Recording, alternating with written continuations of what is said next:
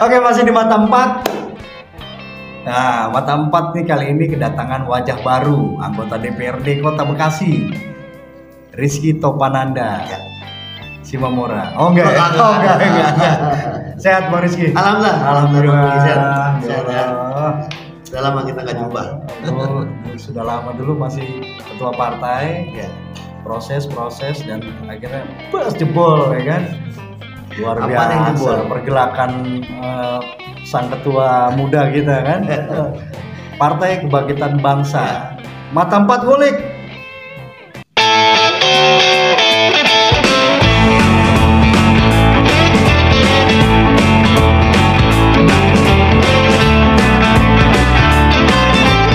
Oke Bang Rizky, hari ini kita masyarakat nih dia, masyarakat lagi. Warga kan pengen tahu juga, kepo nih. PKB Ya. bisa dapat 5 kursi di Pileg. Luar biasa. Alhamdulillah. Tapi kita flashback dulu dikit. Oke, siap. Bang Rizky ini sebetulnya siapa sih gitu kan? Kok tau-tau nongol di Kota Bekasi, Ya. jadi ketua partai PKB yang dulunya terkenal jarang lah anak muda ya. Ya. Sekarang nih anak muda semua nih. Betul. Siapa sih lo Bang? Iya, Bang Nugi. Ya, Emang gua lahir gede di Bekasi. siap. Ya, alhamdulillah proses pendidikan sekolah di Bekasi, beberapa jenjang pendidikan pernah di Bandung gitu. Dan di Jakarta akhirnya aktif di organisasi selama mendalami dan menjalani proses belajar aktif di organisasi. Karena gue pernah masuk pesantren. Jadi gue SD negeri di Bekasi, SMP negeri di Bekasi. Nah SMA waktu itu seharusnya masuk negeri. Karena memang secara nilai waktu itu kan masih pakai nilai dulu, belum pakai zonasi kayak sekarang lah. Masuk sebenarnya ke negeri, tapi karena ada biaya-biaya di awal, akhirnya orang tua pada saat itu posisi ekonomi sedang kurang baik. Karena gua keluarga besar, 8 bersaudara. Nah, gua akhirnya nggak bisa masuk ke negeri karena ada biaya di awal itu tadi di SMA itu ya. Untuk SMA. Akhirnya gua masuk pesantren. Ya di pesantren itu khusus buat yang kurang mampu. Di Bekasi ya pesantrennya. Akhirnya gua di awal terus terang pada saat itu pas mau masuk pesantren, pondok pesantren rasanya masih berat gitu karena gua ya lebih belajar agama gitu sama almarhum bokap gua, kemudian ngaji di masyarakat, ngaji di kiai, di ustadz lingkungan. Jadi belum pernah merasakan pondok pesantren waktu SD SMP. Dari SD, SMP-nya umum ya. Umum, pengen masuk SMA pesantren kayaknya agak berat pasti kan. Bertanya-tanya lah ya. Bertanya-tanya, pasti ya, beda gitu. nih, Iya. bisa enggak gitu. Biasanya ngelirik cewek gitu kan. Oh, enggak ya. Dilirik kalau gue. Dilirik. Iya, sama berarti. Dilirik cewek kita. Ya, akhirnya di situ Pak, tapi itu hikmah perjalanan hidup gue di awal tuh di situ. Gue masuk pesantren dengan kondisi waktu itu karena ketidakmampuan orang tua membiayai sekolah negeri. Akhirnya gue nikmatin di awal berat dan mungkin penyesuaiannya juga cukup panjang ya di awal-awal itu. Dia ngerasain nangis di pondok begitu, pengen pulang itu pasti ngerasain. SMA ya. Lo nangis di pondok. Iya, lu bayangin ya. Ini nangisnya karena jauh dari sang orang tua. Iya. Oke. Tapi di situ akhirnya gua banyak belajar pesantren. Akhirnya gua ketemu sama guru kiai yang ngajarin gue di pesantren. Kebetulan beliau itu aktif di organisasi NU. Nah, maka gue mulai kenal NU sejak gue di pesantren. Ada salah satu kiai gue yang sampai hari ini ya alhamdulillah masih ada. Beliau aktif di organisasi NU, tapi seringkali nggak bisa bawa kendaraan motor waktu itu. Nggak bisa bawa kendaraan motor. Akhirnya gue sebagai salah satu santri boncengin lah, bawain motor, muter kegiatan NU, dan akhirnya di situ gue mulai kenal dan tahu sama kiai-kiai NU di Bekasi, ulama-ulama NU di Bekasi. panjang itu waktu gue masih kelas 2 SMA lah sampai gue mau lulus, gue sering awal ngikut dan nganterin kiai gue itu kemana-mana. Akhirnya sejak itu gue udah mulai mendalami dan memahami jauh tentang organisasi keagamaan Islam yang namanya Nahdlatul Ulama. Nah di situ mulai gue tuh aktif dan kenal sama kiai-kiai sampai gue lulus, sempat kuliah di Bandung, balik lagi ke Bekasi, ke Jakarta kuliah sambil aktivitas di organisasi. Gue aktif tetap di NU, jadi organisasi kepemudaannya NU di IPNU, Ikatan Pelajar NU.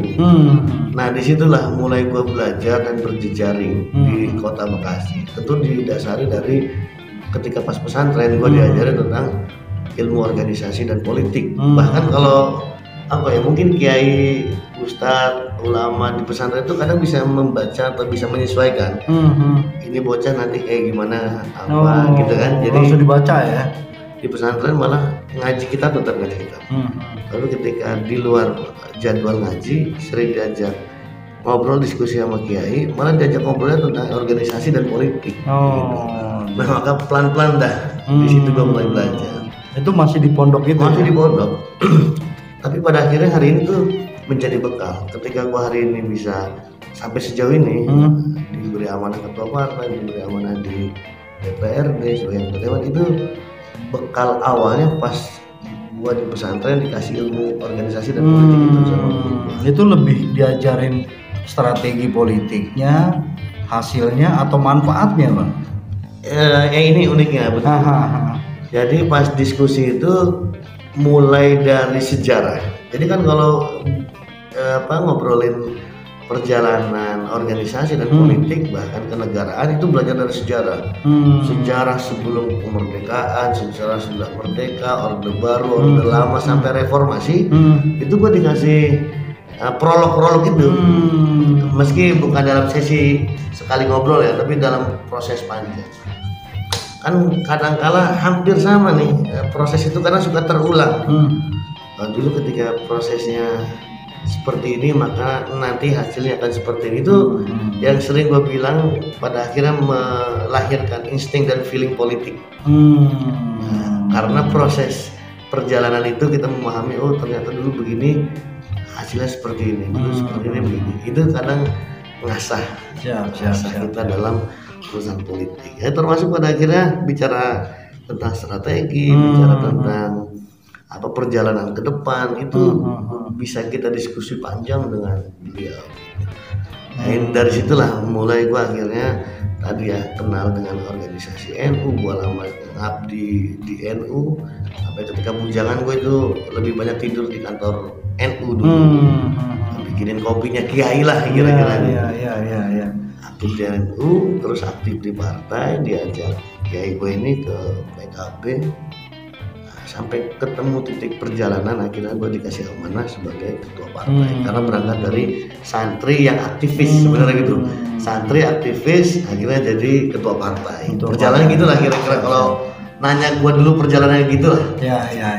Itu pada saat diajarin strategi, sejarah, manfaatnya, dikasih tahu juga nggak bahwa politik itu kejam? Ada lagunya soalnya ngutip dari sebuah lagu. Maksudnya pahit-pahitnya itu kan. Betul. Nah justru gue di situ ya, di dalam proses berorganisasi dan bahkan berpolitik, kalau belajar dari sejarah awal ya bahkan Kanjeng Nabi Muhammad Rasulullah aja berpolitik. Siap. Beliau jadi pemimpin umat sekaligus pemimpin negara kan. Iya. Ya kalau kita bilang politik itu kotor, politik itu kejam, masa iya Rasulullah melakukan hal yang kejam dan yang kotor kan begitu Pak. Ya, ini dasar banget ya. Siap. Maka dalam perjalanannya ini kan tergantung perspektif dan tergantung figurnya. Lahirnya NU, lahirnya PKB dalam rangka menjaga nilai-nilai luhur dari perjuangan politik itu Pak. Siap. Bagaimana kita paham bahwa pemerintah itu sangat erat hubungannya dengan kehidupan sehari-hari. Mulai dari kita bangun tidur sampai mau tidur lagi, ini urusannya dengan pemerintah dan politik itu erat Pak. Nah kalau kita misalnya menganggap bahwa politik itu kotor atau keji, terus siapa yang mau masuk ke dalam dunia politik untuk membenahi kondisi yang memang seperti itu? Ini kan bicaranya kondisinya, bukan politiknya gitu. Kadang malah kembali ke figur masing-masingnya. Kita di PKB diajarkan untuk bagaimana menganggap bahwa politik adalah bagian dari ibadah. Jadi kita berpikir di PKB itu politik itu ibadah. PKB itu berkah, jihad itu membela yang lemah. Jadi 3 jargon utama kita itu yang menjadi landasan. Jadi kalau gua bermasyarakat, ngurusin politik, berorganisasi di partai, ngurusin politik, gue sampaikan ke keluarga bahkan ke istri gue bahwa ini adalah bagian dari rangkaian ibadah. Orang ibadah macam-macam nih. Ada yang ibadahnya dengan sedekahnya, ada yang ibadah dengan sholat malamnya, tadarusnya, dan memang harus dengan dunianya masing-masing. Lah biar semuanya bisa berjalan, ya biar kita beribadah dengan cara kita di dunia politik. Itu landasan utama kita. Kira-kira berarti nggak sepakat ya dengan ada sebuah lagu politik itu kejam gitu. Itu perspektif yang nyanyi. Nggak apa-apa ya. Karena itu udah tayang di mana-mana ya, lagu itu ya. Nggak apa-apa. Tapi kalau kita ulas lagi dari tampangnya Bang Rizky ya, coba kita lihat dari kanan, kiri, depan. Itu gue pikir anak band gitu kan. Aduh, ampun. Ternyata pondok pesantren jebolannya gitu. Alhamdulillah. Yang kalem dan ternyata Bang Rizky pernah juga menjadi host sebuah acara juga dari NU yang Assalamualaikum. Kacau ini. Nah, cuplikannya sedikit. Iya. Aduh jelek. Itu dia. Berpendidikan banget gitu. Aku kita. Bukan aku berpendidikan itu belum namanya. Ketemu Bang Nugi belum belajar gua. Tapi itu keren Bang. Aduh, iya. Artinya dari jebolan pesantren ya bahasa umumnya ya. Berpolitik, tapi ternyata ada jiwa entertainnya juga yang mengikuti zaman gitu kan. Karena nggak mudah, betul gitu ya. Tapi Bang Rizky ini kalau ibaratnya pada saat ke politik gitu ya, dari sekolah umum terus tahu-tahu ke pondok pesantren, tahu-tahu terjun dunia politik, itu yang paling menarik menurut abang apa Bang? Jadi ya emang kita nggak ada yang tahu jalan takdir Tuhan buat kita. Kadang-kadang kita merasa bahwa itu sepertinya ujian cobaan berat, justru itu pintu masuk awal untuk kita melangkah lebih baik dan lebih maju lagi ke depan. Nah, gue mikir waktu pas masuk pesantren, itu pikiran awal gue, ya masuk gue pesantren terjadi ustadz jadi kiai, awalnya begitu. Awalnya kan? Awalnya. Iya. Ternyata semakin gue pelajari ya, nggak semua alumni pesantren itu harus jadi ustadz jadi kiai. Ya jadi ternyata bisa ngakalin ustadz sama kiai. Enggak ya. Kita santri yang baik. Kita santri yang baik. Nah, terus. Iya, pada akhirnya kan di situ gue semakin paham dan tahu ya bahwa pesantren itu bagian dari pendidikan fondasi awal kita. Selanjutnya sesuai dengan passion dan habitnya masing-masing nih. Gue hobinya apa, di mana. Gue emang dari dulu ternyata senang di organisasi. Itu yang membawa gue pada akhirnya ke dunia politik. Karena itu arahan kiai juga pada saat itu ya. Yang pada saat itu kiai ngarahin meliriknya, wah ini bocah gitu ya. Iya. Sampai gue disuruh jadi belajarnya ya. Gue disuruh jadi ketua OSIS, suruh jadi ketua ikatan santri di pesantren. Itu suruh belajarnya di situ Bang. Mulai dari konsep ADART, cara pidato, cara ngomong, itu sudah diajarin di situ Bang. Padahal sebelumnya gue ya jujur termasuk orang yang pemalu kan, gak berani ngomong di depan kita Pak. Dari SD SMP itu gak berani. Pas di pesantren ya mau gak mau itu ngalir dan seolah agak sedikit dipaksa waktu itu kan. Karena kita harus mampu menyampaikan pidato atau bahkan satu waktu ceramah, khutbah, itu kan salah satu pelajaran yang wajib kita jalani di sana. Mau nggak mau juga nggak suka ya kita tampil di depan ngomong. Ceramah gitu ya? Iya ceramah gitu. Sama kayak host tadi ya? Beda ya? Di situ justru gue lihat di pesantren itu melatih dan menempa mental. Siap. Dan rasa percaya diri itu gue sangat kuat di tempatnya pas di pesantren. Itu latihan di situ. Latihannya di situ. Mau salah mau bener gue bodo amat. Yang penting jalan dulu aja dan perintah guru, perintah kiai kita ikutin aja udah. Ya alhamdulillah berkahnya sampai sekarang. Itu titik awal gua agak sedikit berubah ya. Yang tadinya dulu gua mikirnya negeri semua nih, sampai kuliah gua negeri gitu. Tapi ternyata pas masuk pesantren berubah halu kan, gua udah gak mikirin sekolah negeri apa swasta, udah gak mikirin kuliah negeri swasta, jalan aja udah. Sampai akhirnya kita ada percepatan. Iya itu luar biasa, dikasih mudah ya, dipermudah. Alhamdulillah. Itu pada saat jadi host itu tadi ya kan kita bahas itu fokus di NU itu waktu itu. Nah itu PCNU Kota Bekasi itu. Betul. Ya. Karena gua kan di NU itu tadi mulai dari tukang bikin kopinya kiai sama bawain tasnya kiai lah. Gua nginep di kantor NU. Itu kalau kata orang mah berkah itu. Ya itu. Benar kan? Gua bikin kopi kiai itu orang pengen gitu. Ya betul, dan nggak semua mampu dan nggak semua mau kan gitu. Gua apa yang terjadi dalam hidup ini ya semua berkahan pengabdian ke orang tua. Orang tua yang ngelahirin gua, orang tua yang ngedidik, ngasih ilmu ke gua, kiai-kiai, dan orang tua yang memberikan pasangan hidup, mertua gitu. Itu gua acuan gua pasti di situ. Siap. Nah, maka di awal gua di NU itu pikiran gua ngabdi aja udah. Kayak gua ngabdi ke orang tua, gak mikirin dapat apa, bagaimana, gak mikirin itu gua. Ya akhirnya mulai dipercaya sama kiai, mulai megang peranan ABCD hampir 15 tahun gua sampai hari ini. Sempat ke Jakarta juga dulu ya? Oh iya, gua kalau di IPNU-nya itu sempat di Kota Bekasi sebagai ketua, di Jawa Barat sebagai sekretaris, di pimpinan pusat, di pusat itu gua sebagai wakil sekretaris umum Waskum. Jadi proses perjalanan gua di IPNU juga panjang, di NU di anak muda aja.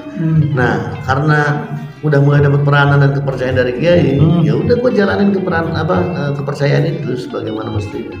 Sampai satu waktu itu COVID ini, bicara host tadi ya. Ya jiwa kita kan jiwa anak muda yang masih pengen aktif, kreatif gitu. Gue masih belum menjadi ketua partai waktu itu. Karena tampang anak bandnya masih ada.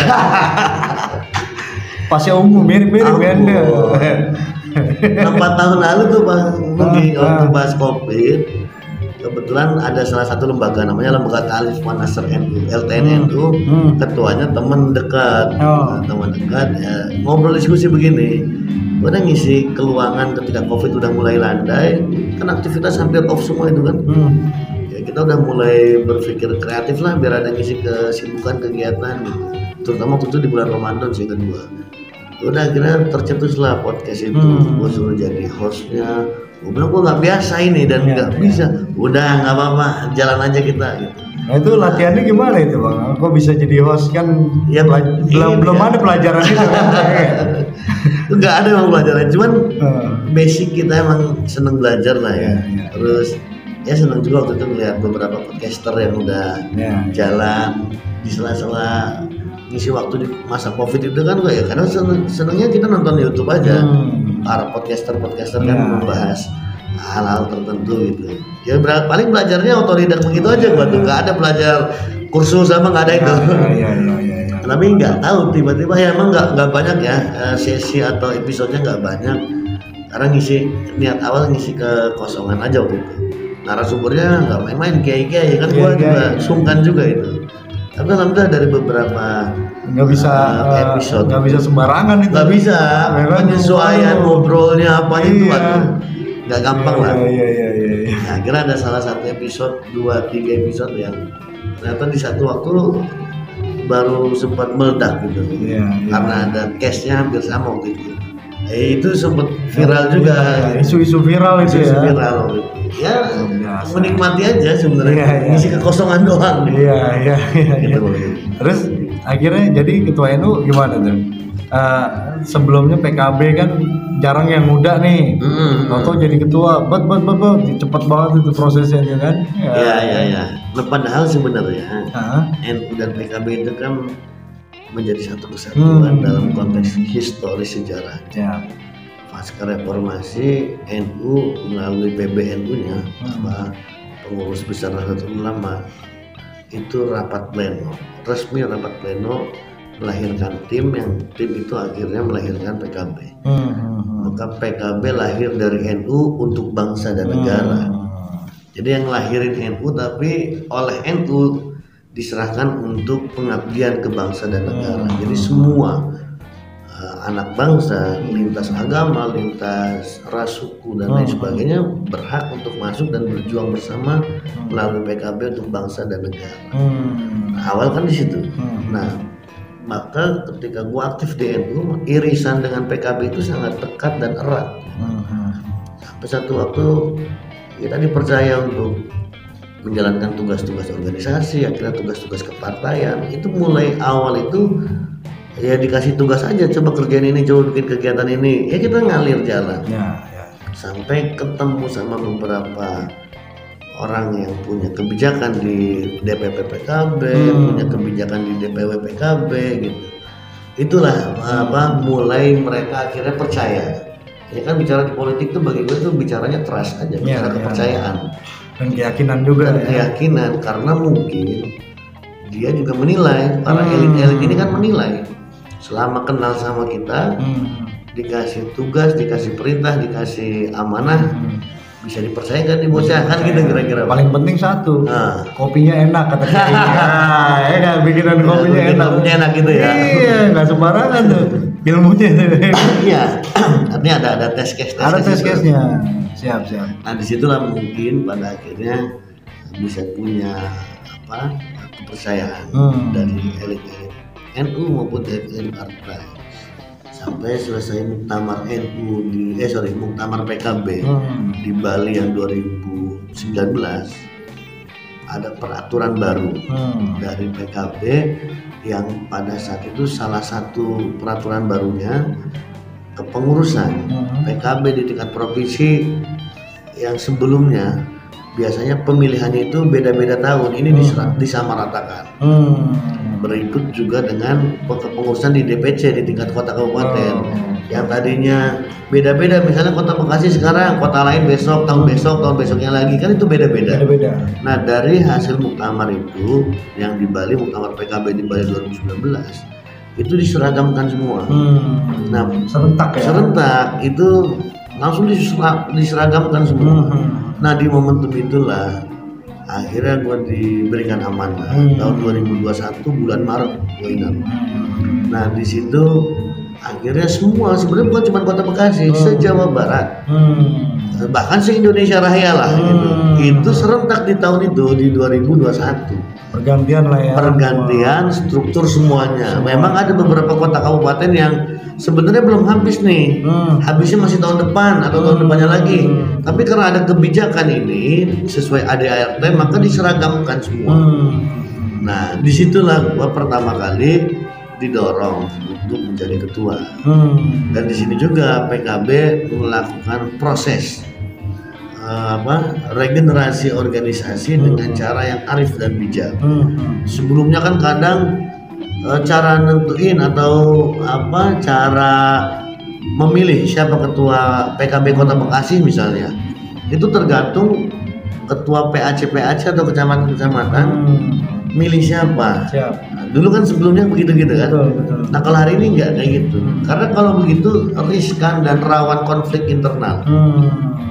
Nah kalau hari ini harus bawa silakan disampaikan siapa yang mau diusulkan, tapi penentu kebijakan akhir tetap oleh pimpinan di atas, sehingga musyawarah mufakat bisa ditempuh dan energi nggak habis lagi untuk urusan hal-hal seperti ini. Kita fokuskan energi kita untuk perjuangan politik kemasyarakatan keumatan begitu.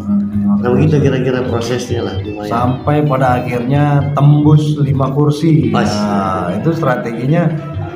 Ini kita skip dulu gitu kan? Iya, rahasia ini. Kelanjutan tadi ya. Nah ini kok bisa 5 kursi gitu? Itu dulu ya oke lah. Kalau strategi rahasia kan.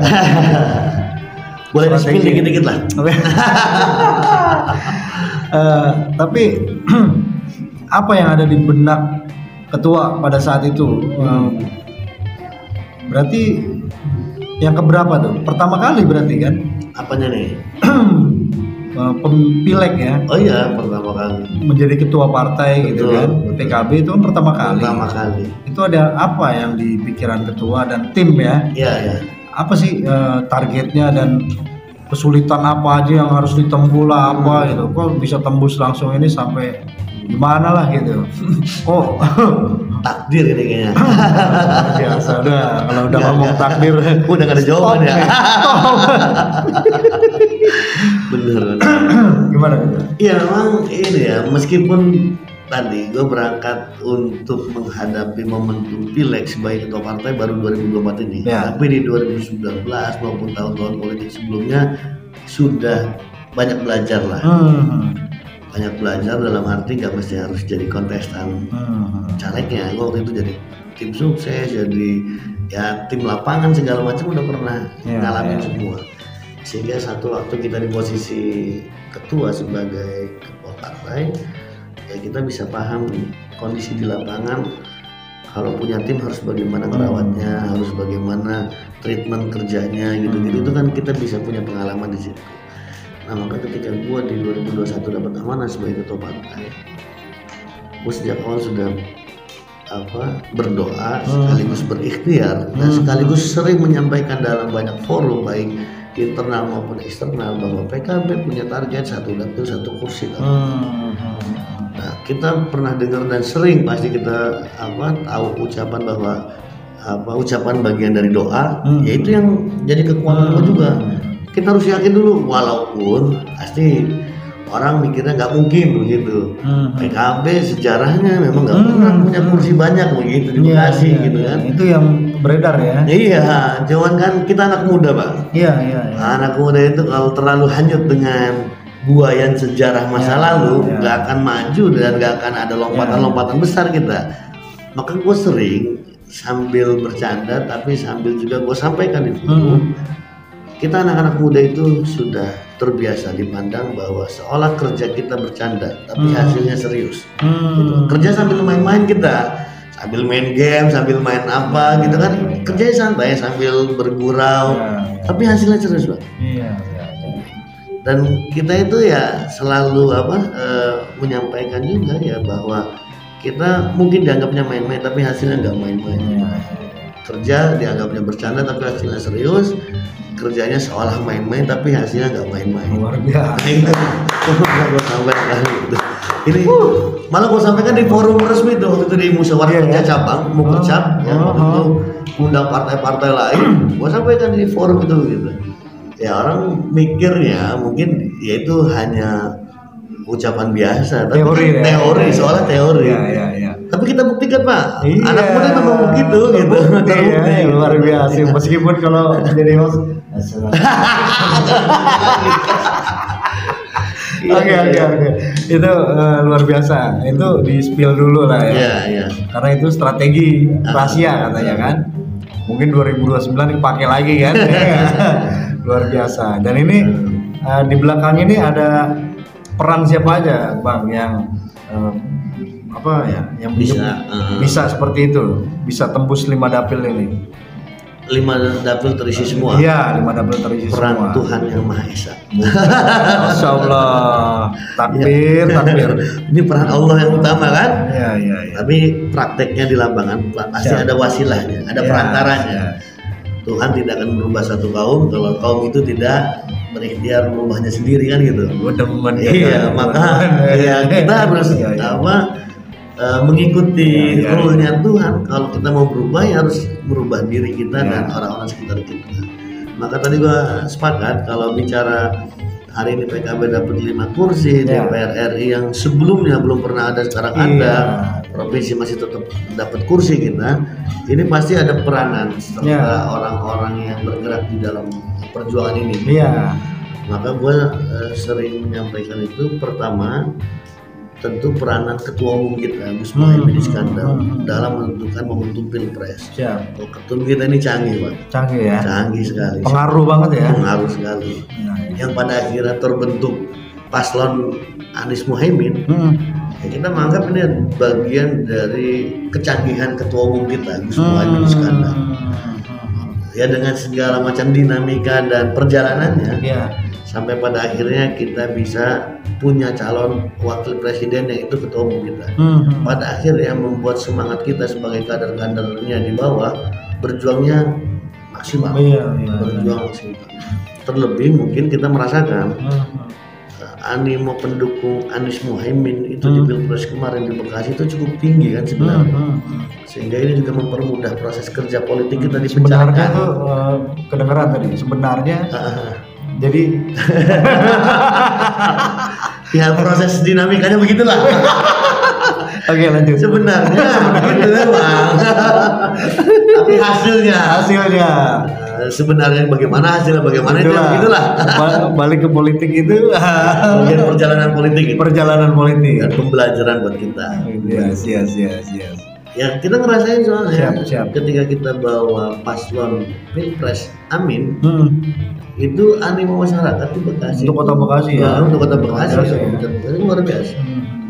Sehingga kita dapat energi baru yang sebelumnya mungkin kita agak sulit untuk mendapatkannya. Misalnya salah satu contohnya PKB kesannya di kota Bekasi sebelum-sebelumnya itu yang agak sulit masuk dan diterima di perumahan-perumahan tertentu, apalagi yang menengah ke atas misalnya. Betul. Karena mungkin persepsi dan anggapan orang PKB ini segmennya di perkampungan, menengah bawah dan lain sebagainya. Mungkin sebelumnya begitu. Nah kita akan dobrak hal-hal kayak gitu. Akhirnya bisa karena begitu masuk ke perumahan kadang-kala ada tokoh-tokoh di lingkungan perumahan itu yang bertanya Pilpresnya kemana misalnya gitu. Nah ketika kita masuk dengan narasi PKB, Gus Muhaimin sebagai wakil Anies, itu mereka welcome. Sudah ya masuk, ayo. Karena memang dulu campur ya pendukung. Iya. Anies Muhaimin itu campur dulu. Ini campur. Nah ini juga kan rata nggak ya? Ini cukup memberikan energi positif. Sangat seru itu. Seru sekali kan. Seru banget itu. Itu yang gue pikir di awal kita nggak bisa memungkiri kecanggihan ketua umum kita itu untuk menentukan pilihan politik di sini. Dan itu berdampak di pileg Kota Bekasi. Berdampak di pileg Kota Bekasi dan pileg di daerah-daerah lain di luar Kota Bekasi. Sehingga PKB relatif positif naik trennya, baik di nasional maupun di lokal beberapa daerah, provinsi, kota, kabupaten itu naik semua rata-rata ya. Ada mungkin beberapa yang tetap, ada yang turun dikit, tapi rata-rata naik. Nah ini yang nggak bisa dipungkiri bahwa prestasi ketua umum kita terjadi di Pileg dan Pilpres 2024 kemarin itu di situ. Nah yang kedua yang menurut gue juga kalah pentingnya karena kesiapan kita menyambut kecanggihan ketua umum kita. Jangan sampai ketua umum kita udah canggih, kita di bawahnya nggak siap ini gitu. Diajak lari, kita baru bangun tidur. Wah ini repot Pak gitu. Nah maka ketika ketua umum mengajak lari, kita sudah stretching, sudah pemanasan, kita bisa lari bareng. Gitu. Kira-kira di stop dulu. Ngopi dulu. Wah diomelin kita. Diajak lari malah dulu stop dulu kan diomelin kita. Nah itu berarti ikut lari langsung ya. Harus ikut lari Pak. Tapi kan kalau waktu itu gua masih asik santai-santai tidur-tidur, tiba-tiba ketua umum nyuruh lari, gua pingsan di tengah jalan nanti. Kalau pas lagi belum ada persiapan kan gitu. Siap. Tapi kan ini sebaliknya, kita mempersiapkan diri juga memang. Sebelum ketua umum nyuruh lari, kita pemanasan dulu. Pemanasannya apa? Ya merapikan mesin partai, merapikan struktur partai di internal, termasuk di dalamnya memfokuskan petarung-petarung yang mau kita usung di pilegnya. Jadi 3 hal. Pertama, kecanggihan ketua umum dalam urusan pilpres. Yang kedua, persiapan untuk memanaskan mesin partai, struktur partai. Yang ketiga, mempersiapkan figur-figur caleg yang potensial yang siap bertarung di pileg kemarin. Baik caleg tingkat kota, provinsi maupun RI. Itu juga bagian dari ikhtiar perjuangan kita. Ini udah masuk ke rahasia gue sebenarnya ini 3 ini. Tapi dari situ pada akhirnya bisa dia ngomong sendiri. Dia sadar sendiri ya. Gara-gara lu mancing-mancing. Ini Mas Nur yang salah nih, balik kamera nih. Alah Mas Nur. Nahan-nahan mancing-mancing. Tapi nggak apa-apa ini. Ngopi dulu.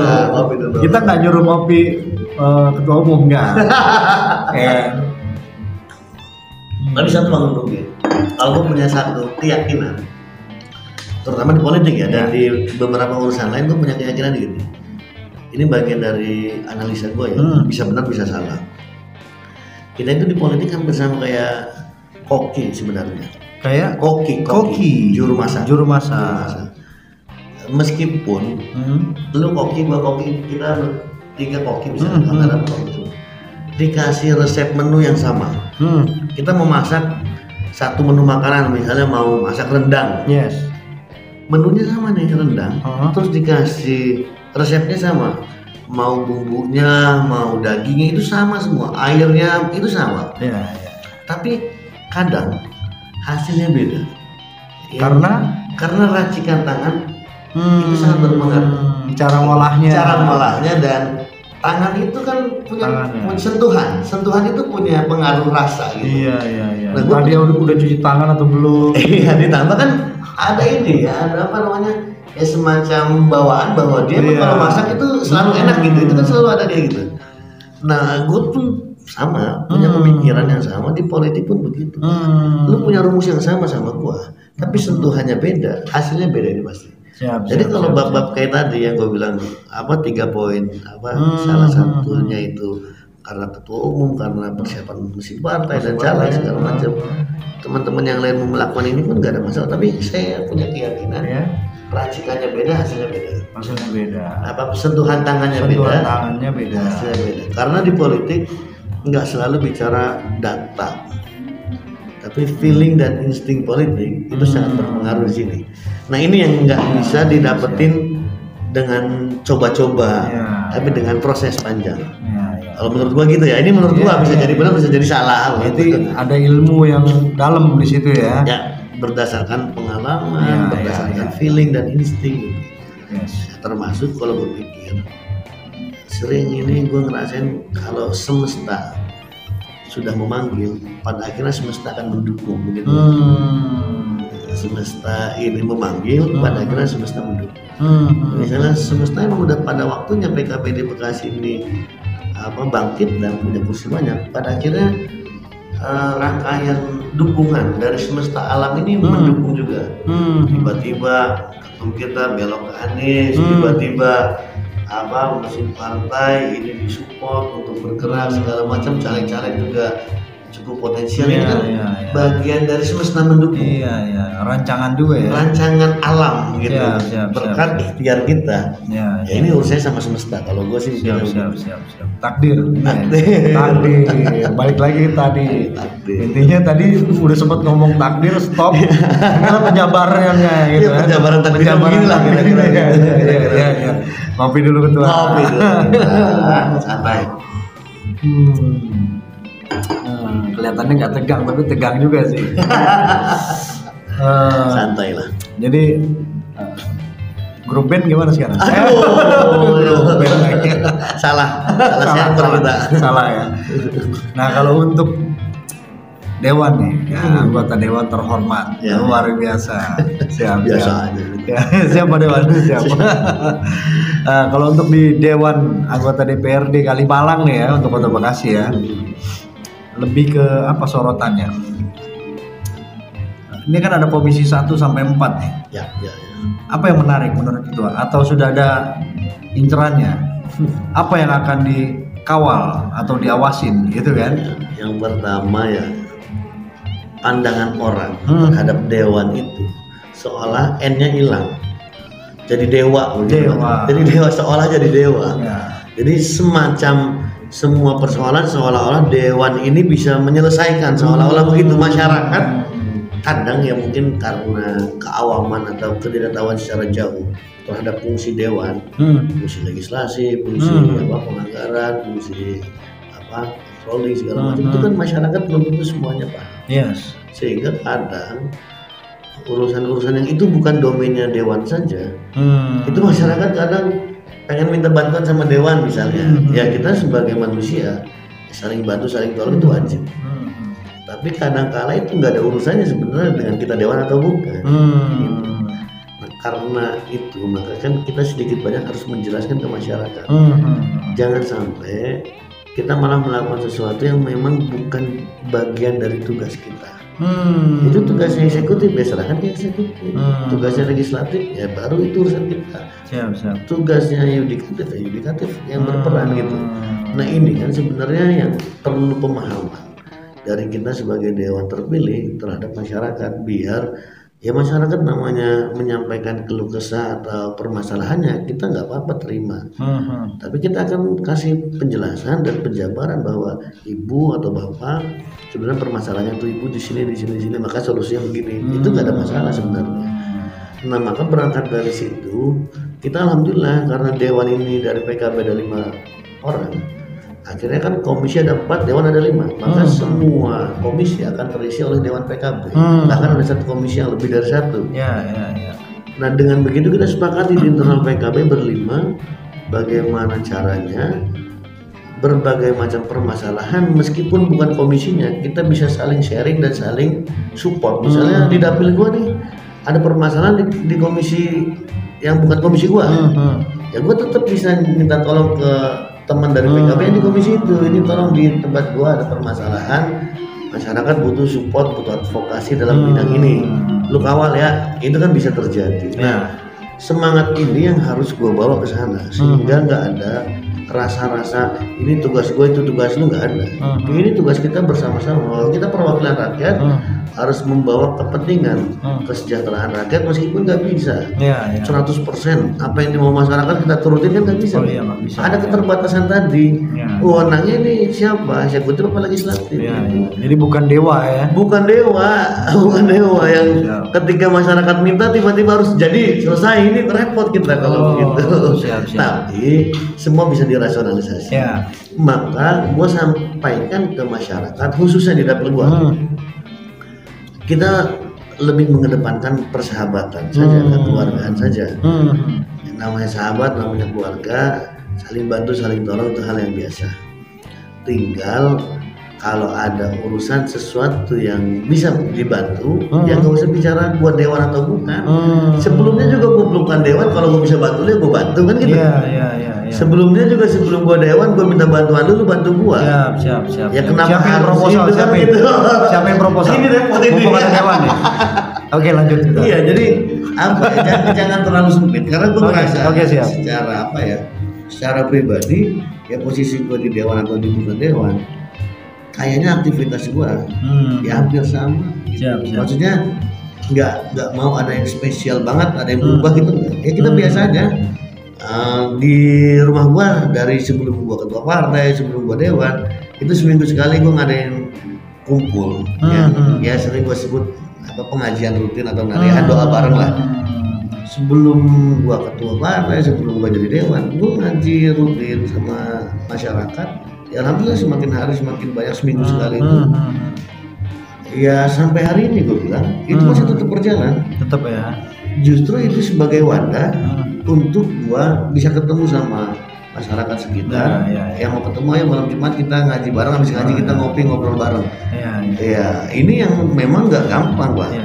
Orang kan takutnya kalau pas udah jadi terus banyak orang yang datang pada takut ini takut itu. Gua sih ya kita temuin aja, kita ngobrol aja santai. Kalau emang ada proposal ya masukin aja. Kalau emang bisa bantu ya bantu. Kalau nggak bisa, masukin. Tapi kalau nggak bisa kan tinggal gue bilang nggak bisa. Kalau mah teman-teman langsung ditolak Mas Dur. Enggak juga.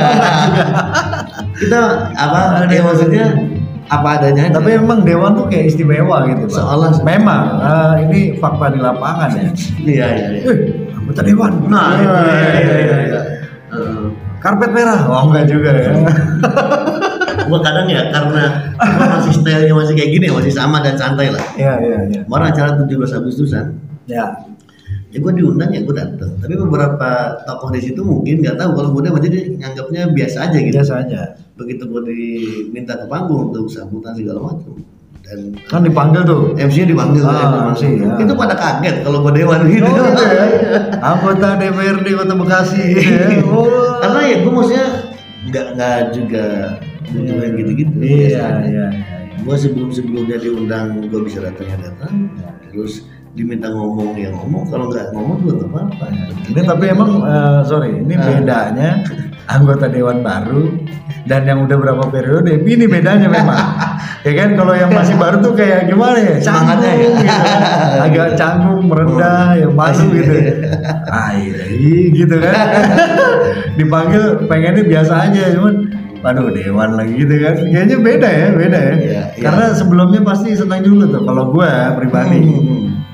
muka gue di poster banyak tuh ya kan. Ya nggak berderet tuh. Iya. Wih, Snugi gitu kan. Kalau gue senengnya itu doang. Iya. Ada nggak anggota caleg kemarin begitu?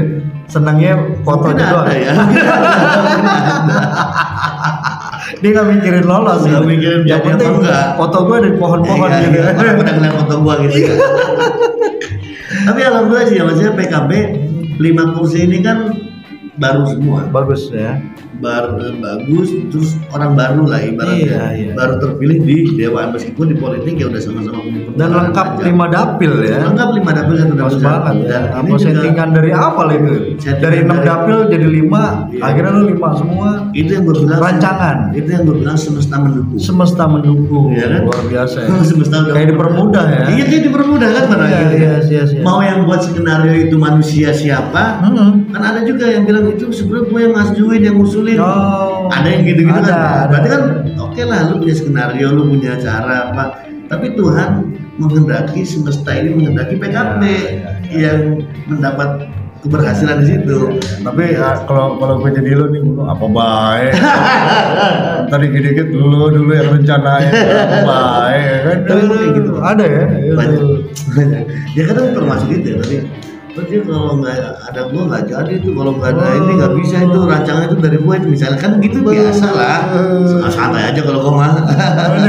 Ngeri. Biar masyarakat dan teman-teman yang menilai. Orang mau ngomong apa ya nggak apa-apa, bebas mah, ngomong nggak bayar kan. Iya.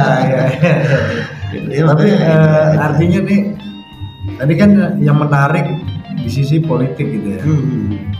Dari jadi ketua partai, nyalek, terus jadi anggota DPRD. Ini yang paling dirasain gak enaknya itu apa tuh Bang? Berpolitik nih pasti kan ada lah ya kan. Buka dikit lah yang gak enaknya apa gitu kan. Gimana ya kalau menurut gua, bukan di politik aja sih. Bukan ya? Bukan di politik aja, jadi semua sendi kehidupan ada yang gak enaknya pasti. Ada yang gak enak. Cuman kan karena bab politik ya. Bab politik kan. Ya karena sama lu lah. Dia kan ada yang gak enaknya juga kan? Ada. Kadang ada temenan, kadang ada gak temenan. Betul. Ada musuhan, ada kan? Ada. Mau gue spill gak nih? Pinter ya. Politik begitu Pak. Tapi sama, pada akhirnya kan dunia kita meski mungkin ceruk atau garapannya beda, tapi kan dinamikanya atau kehidupannya hampir sama lah. Pasti ada aja orang yang misalnya nggak sejalan dengan kita, atau ada aja yang pengennya diangkat gitu kan. Ada yang pengen di balik layar, yang pada akhirnya kita kan di politik itu belajar karakter orang. Kalau emang dia senangnya diangkat-angkat ya sudah. Kalau emang dia senangnya diajak, dikasih peran ya sudah. Kita harus sesuaikan aja dengan karakternya. Pembagian peran, sharing power, sharing peran itu perlu dilakukan biar hal-hal tadi ya. Di politik pasti ngerasain lah. Yang kadang kita perasaan udah berusaha baik deh, tapi kok lu masih begitu-gitu aja, atau lu kok malah jahat sama gua misalnya gitu tuh ada ya. Ada ya. Itu yang kadang mungkin ya sedikit banyak mengganggu mungkin ya. Tapi pada akhirnya seiring berjalan waktu gua bawa enjoy. Ya karena tadi gua mikirnya jangankan di politik, di semua urusan kehidupan juga pasti ada aja nih orang yang begini nih. Badai pasti berlalu ya. Badai pasti berlalu. Dan tinggal biar tadi pada akhirnya orang banyak yang menilai dan Tuhan yang mentakdirkan, semesta yang mentakdirkan harus seperti apa. Luar biasa. Gitu. Jadi mau enjoy aja, gue mau santai aja. Gaya kiai banget. Aduh. Ilmu kiai dapat deh. Gue nyerap dikit-dikit. Karena gue agak bandel. Rizky Topananda. Siap, mungkin. Iya. Wajah baru. Ya. Luar biasa. Nih kalau udah jadi anggota dewan nih, bayangan abang tuh apa sih? Kota Bekasi nih, yang perlu dibenahi atau diawasin atau dipantau total gitu, atau yang diperlanjutkan yang dilanjutkan apa gitu ya. Nah kalau gue sih mikirnya gini, Kota Bekasi ini kan heterogen, ya salah satu miniatur Jakarta atau hampir sama dengan Jakarta, ke depan kita menjadi bagian dari DKJ, daerah khusus Jakarta itu kan, ini kan kurang lebih potretnya bersama. Pada akhirnya permasalahannya pun kurang lebih sama. Ya masalah banjir, masalah macet, masalah pengangguran itu kan potretnya hampir sama. Masalah kerukunan umat beragama, ini masih, mohon maaf ya, kadang masih berulang-ulang di isu yang sama terus.